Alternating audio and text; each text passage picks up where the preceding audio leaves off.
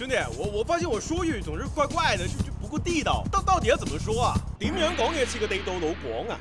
嗱，咁樣一共有3個階段嘅。第一階段，你俾啲詞我啊，夜宵、宵夜、工資、雞公、積累、累積、盒飯、飯盒，全是倒裝啊！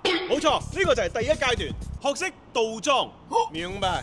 那第二階段呢？你再俾啲句子我，給我一支筆，俾支筆我，俾我支筆，筆俾支我，支筆俾我。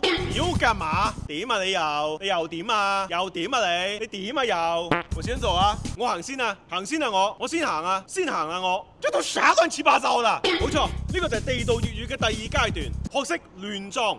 第三階段呢？俾多個句子我，不如咱們明天早上10點半開車去白天鵝喝早茶吧。飲茶啊！我哋聽日10點半去白天鵝搭車去啊，不如茶飯兒。